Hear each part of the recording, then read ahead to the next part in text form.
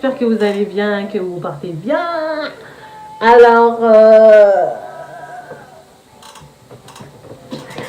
aujourd'hui, on va parler d'encore un sujet un peu spécial. Hein. Bon, je te laisse. On va parler. Si je dis cœur brisé, tu me dis quoi? Rupture. Ah, ça fait mal, hein? Maman. Non, franchement, c'est vrai que souvent on parle de la rupture. Mais certains, pour eux, c'est bien aussi, hein, la rupture. Ouais. Bah, parce qu'ils sont libres.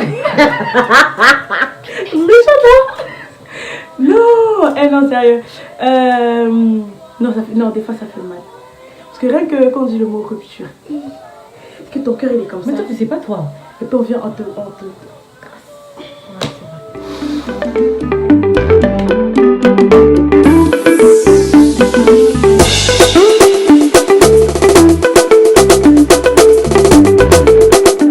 C'est quoi la rupture à la base? C'est quoi la rupture? Une rupture, en fait. Bon, de toute façon, il y a plusieurs sortes de ruptures. Mais vous savez de quelle sorte de rupture vous parlez? C'est une rupture sentimentale. Amoureuse. La rupture, en fait, une rupture, c'est lorsqu'une personne à qui tu as donné ton cœur te fait du mal. Parce qu'une personne te fait du mal et que, en fait, tu ne t'y attendais même pas, en fait. Ouais, c'est ça. Et ça te tombe dessus comme ça, comme si tout le ciel t'est tombé dessus, comme ça. C'est un moment très très douloureux. C'est vrai qu'on le met dans la rigolade justement pour pas plomber l'ambiance. Mais c'est un moment très très douloureux et lorsque ça arrive, tant les frères, tant les sœurs, lorsque ça arrive, on est tout de suite déconcerté parce qu'on se dit mais où est-ce que je suis? Et c'est quelque chose qui joue énormément. Certains pensent qu'une rupture ne touche que le cœur, certes, mais ça ne touche pas que le cœur, ça touche aussi justement les habitudes. Ça bouleverse totalement parce que lorsque tu es habitué à une personne et que du jour au lendemain on te l'enlève, tu te retrouves plus parce que tu es perdu en fait. Voilà, donc en fait, en gros, une rupture c'est ça. Donc, je sais pas, on est tous passés par là.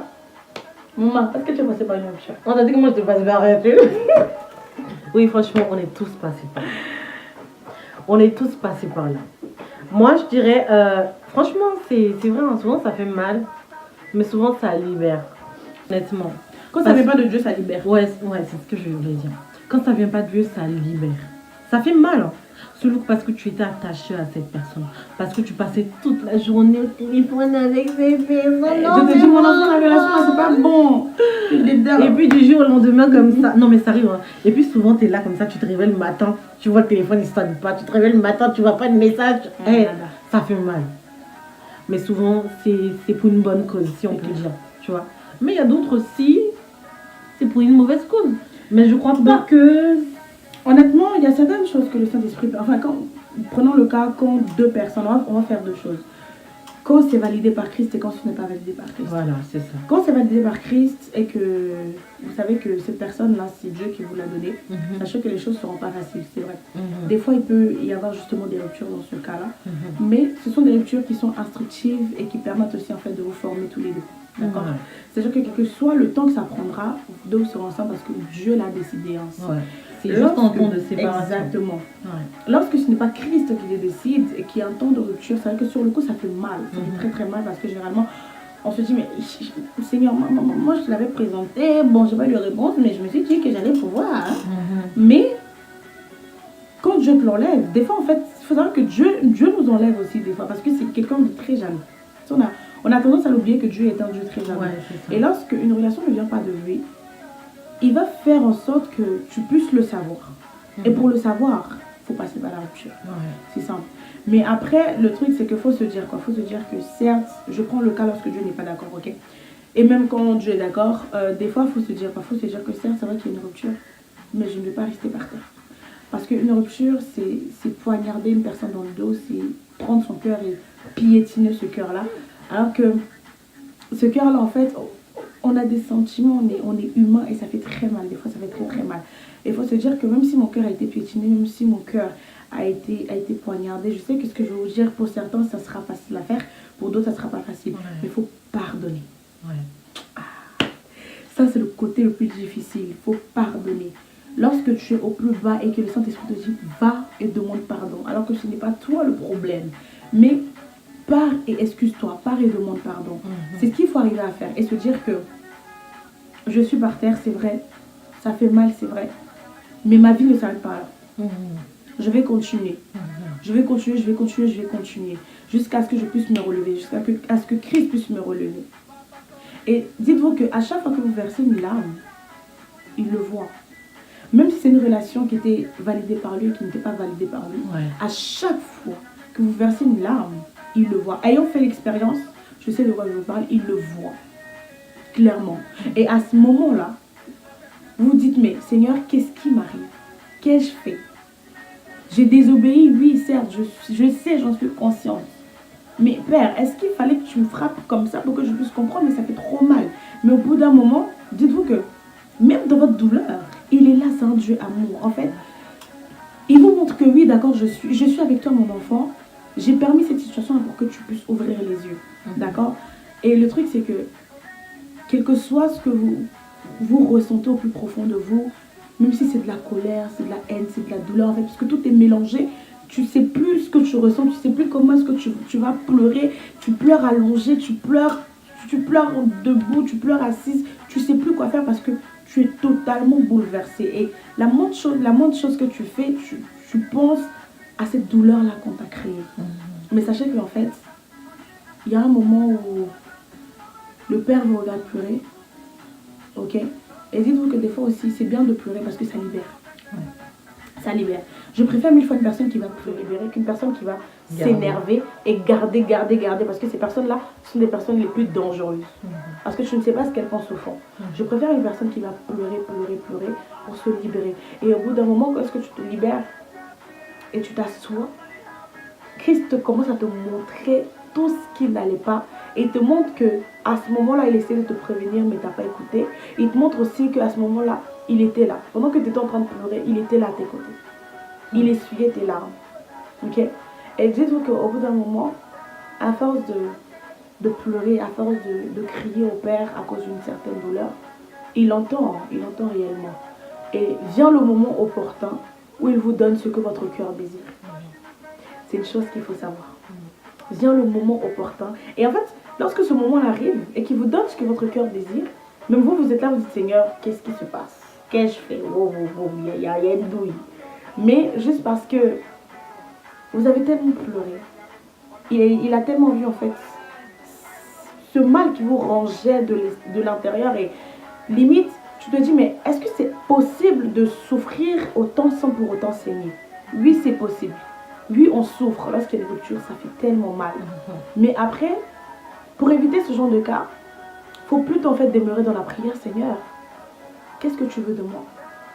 Parce qu'il y a des personnes qui sont destinées à rencontrer leur Boaz maintenant. Il y en a d'autres qui ne sont pas destinées à rencontrer leur Boaz maintenant, mais dans 2 ans, dans 3 ans, dans 4 ans. On ne sait pas. Mais étant jeune, on est tellement pressé. En fait, parce qu'on se dit, oh, un tel s'est marié. Oh, cette sœur, elle s'est mariée. Ce frère, il s'est marié. Ils sont tellement mignons et tout, nanana. Moi, il faut que je trouve mon Boaz, il faut que je me marie. Mais le mariage n'est pas une course. Boaz et Ruth. Parce que toi, tu es une fille. Mais Boaz et Ruth. Hein? Voilà. Il y a des hommes aussi qui vont regarder. Ouais. Merci. Le mariage n'est pas une course, ok? C'est-à-dire qu'on ne se dit pas parce que l'autre s'est marié, moi aussi, il faut que je me marie. Non. Ça ne se passe pas comme ça. C'est-à-dire que, et déjà, il faut savoir que le mariage n'est pas la finalité d'un homme ni d'une femme. Yes. Plus précisément, le mariage n'est pas la finalité d'une femme.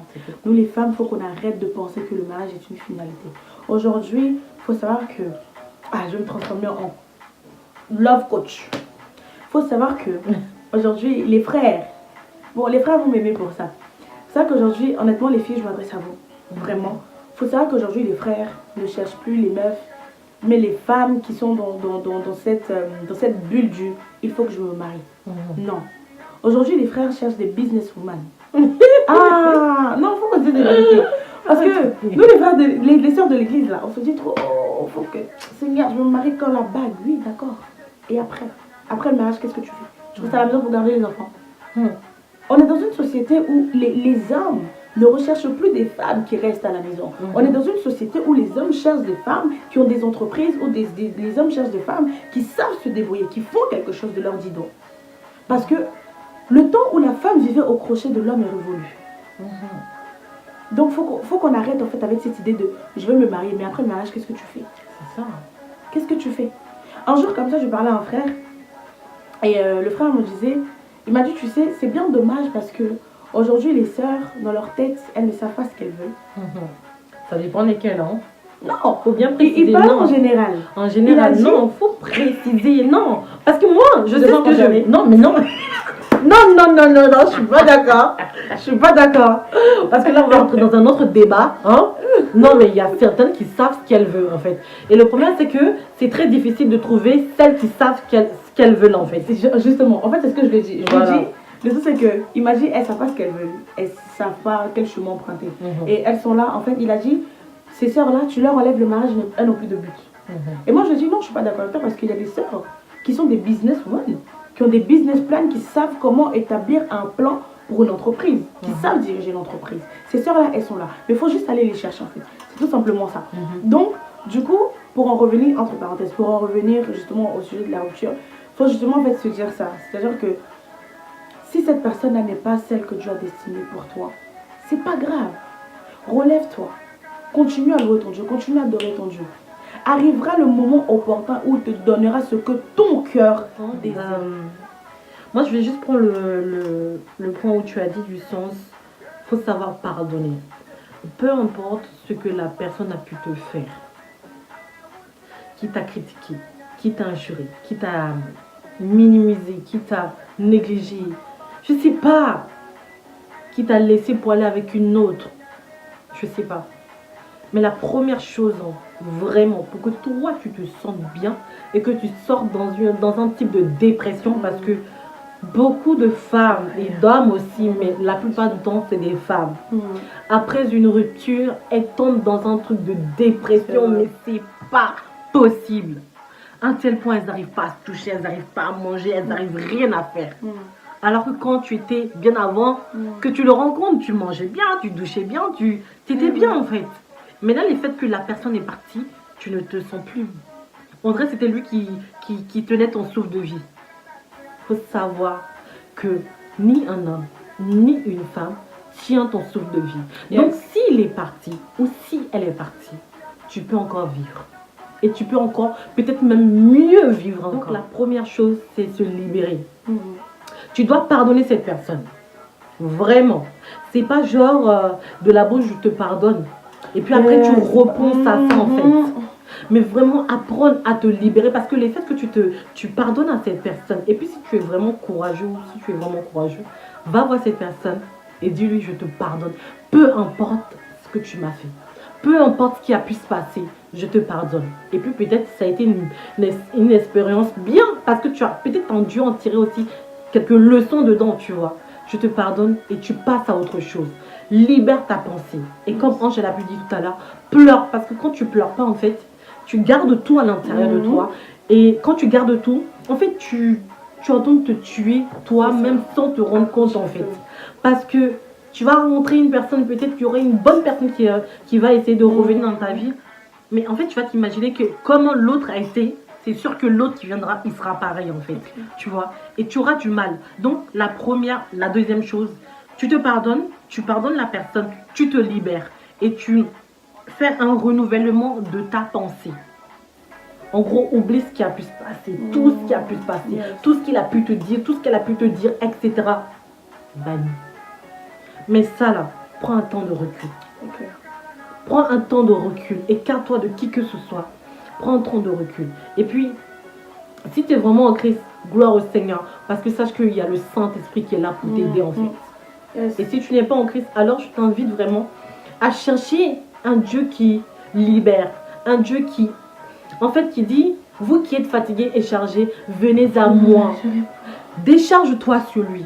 Tu ne le connais pas, dis simplement, toi qui es là-haut, voilà ce qui s'est passé, j'ai du mal à pardonner, il m'a fait tant de mal, aide-moi à libérer mon cœur. Et tu te libères. Libère-toi, même toi qui es en Christ aussi. Parce que souvent, on va se confier beaucoup aux gens ou des copines, des amis. Eux pourront te conseiller. Mais le meilleur conseiller, c'est Dieu lui-même. Et puis, celui qui va véritablement réussir à te libérer et que toi, mais tu te sens bien, c'est Dieu. Mais toi aussi, en fait. Parce que si tu vas écouter les conseils des gens, c'est bien. Mais tu as besoin de te trouver seul avec toi. Afin que tu fasses un récapitulatif. C'est ça, non? Un résumé, en fait. pardonne-toi toi-même. Parce qu'il y a certains aussi qui sont dans la rupture et ils se disent que toute la faute, ils se mettent ça sur eux-mêmes en fait. Non, Alors que voilà, sors dans la culpabilité parce que le diable aussi peut venir mettre des trucs dans ta tête. Souvent, comme Angèle a pu dire, surtout du côté de genre, parce que en fait la relation a été acquise par Dieu et subitement il y a une séparation qui s'est passée, tu vas commencer à culpabiliser, etc. Alors que voilà, non. Si Dieu a permis que vous puissiez vous séparer, il sait pourquoi. Après cette rupture, tu as fini de pleurer, tu t'es libéré, tu t'es vidé. Maintenant, renouvelle ta vie. En gros, passe à autre chose. Passe à autre chose. Maquille-toi, fais-toi belle. Si tu as un gars, bon, mets le parfum, puis tu te fais beau, et puis tu passes à autre chose. Mais juste un truc, quand tu sors d'une rupture, je ne te conseille pas tout de suite automatiquement de rentrer dans une autre relation en fait. Prends le temps, même s'il y a une autre personne qui t'observe, etc. Prends le temps. Tu peux parler avec cette personne, mais prends le mariage n'est pas une précipitation. Et comme Ange a pu dire, après le mariage, c'est pas on se marie et puis on reste à la maison, les enfants. Non, il y a encore d'autres choses. Parce que derrière le mariage, il y a encore des épreuves, il y a encore des difficultés. Est-ce que tu es capable de pouvoir supporter ça? Cherche des activités en fait qui te vident la tête. Voilà, exactement. Voilà, qui te vident la tête en fait. Et voilà, tu t'entoures de frères et de sœurs. Vous rigolez, vous papotez, vous parlez de tout et de rien. Et voilà, en fait, il faut avoir une équipe de choc. Vraiment. Et honnêtement, moi, je remercie Dieu. Parce qu'il m'a donné ce que mon cœur désirait. Vraiment. Et donc, du coup, au bout d'un moment, faut souffrir. En gros, ça veut dire la fin bien, quoi. Vous comprenez quoi? Comme elle a dit au début, il y a été une rupture qui lui a fait mal. Et maintenant, Dieu a exactement à donner ce que son cœur désire. Donc, non, vraiment, c'est ça, quoi. Donc, restez pas, en fait, enfermés à la maison. Sortez, en fait, pour vous libérer. Et franchement, ce que je peux te conseiller, c'est vraiment de te rapprocher plus de Dieu. Et puis, même dans cette rupture, si cette personne était vraiment approuvée par Dieu et que cette personne est partie et que peut-être maintenant c'est le temps de Dieu, que cette personne revient, en fait, tout ce que je peux dire, ne sois pas trop dur avec lui, peu importe ce que la personne a fait, mais apprends à connaître cette personne encore et mets des principes avec la personne aussi. Mets des principes et puis pardonne-le. Voilà. Soyez fort et puis avancez. Avancez, ouais. Relevez-vous, avancez. Ne montre pas à la personne avec qui t'es quitté que sans lui tu es incapable en fait. Arrête de dire ouais, mais depuis que je suis partie, j'arrive pas à vivre. Tu as de la valeur, tu es un prince, tu es une princesse. Et ce qui est bien, c'est quoi? C'est que ton père est un roi. Donc à partir de ce moment-là, tu peux tout faire, tu peux tout accomplir. Donc, c'est vrai que, comme on dit, il y a un proverbe en Côte d'Ivoire qui dit ce sont deux mains qui se lavent. C'est vrai. Mais lorsque l'autre main, là, elle part, tonton, tanti, il enverra une personne avec qui tu pourras en fait faire tes projets, avec qui tu pourras prier, avec qui te mérite. C'est ça en fait, qui te met à la place que tu mérites en fait. Voilà. Tout simplement. Voilà. Donc, ne sois pas là sur ton lit à te dire non, c'est bon. Non, dis-toi que je trouverai, Christ m'emmènera une personne qui fera ma joie. Cette personne, lorsque je me lèverai le matin, je me dirai, j'ai une personne avec moi qui me mérite et que je mérite. Et cette personne a fait ma joie au-delà de Christ. Ok? Donc voilà. Et avant de finir, dans la rupture, au cas où si tu as retrouvé quelqu'un, franchement, j'aimerais juste te dire, si tu es dans le Seigneur, fais passer Dieu vraiment en priorité dans ta relation. C'est clair. Parce que souvent ça détruit aussi, comme Ange le dit tout à l'heure, ça peut être approuvé par Dieu, mais Dieu te l'a séparé ou l'a éloigné de toi tout simplement parce que peut-être au début tu as dû mettre Dieu, tu n'as pas attendu le temps de Dieu, etc. En fait, tu passais trop de temps avec lui. Donc, juste mets Dieu en priorité dans ta relation, dans toutes les relations. Mets vraiment Dieu. Passe plus de temps avec Dieu et Dieu lui-même s'en chargera des autres. Et sache que tu es vraiment une prunelle aux yeux du Seigneur, que tu sois un homme, que tu sois une femme. Et même s'il part ou elle part, tu en trouveras mieux que la personne qui est partie. Tu es belle, tu es beau. Donc voilà. En tout cas, on espère que vraiment ce petit moment vous a exhorté. Voilà, n'hésitez pas aussi à envoyer justement à notre sœur ici, Femme de Feu. Si elle aussi, même si elle n'a pas de chaîne YouTube pour l'instant, vous pouvez la parler sur Insta, etc. Ouais, si vous avez justement des thèmes que vous voulez qu'on développe et tout. Et voilà, honnêtement, faut que un jour, on va essayer de faire un live où on va décortiquer justement un terme, on va rentrer en profondeur parce qu'après, les vidéos sur YouTube, parce que les vidéos sur YouTube sont assez, enfin, faut pas les faire trop longues non plus. Mhm. Donc du coup, voilà, on va essayer de trouver un temps où on va recevoir tous vos thèmes et tout, on va essayer de les développer. Mais voilà, moi c'est tout ce que j'avais à dire, mon cœur est en joie. En tout cas, on vous fait plein de gros bisous.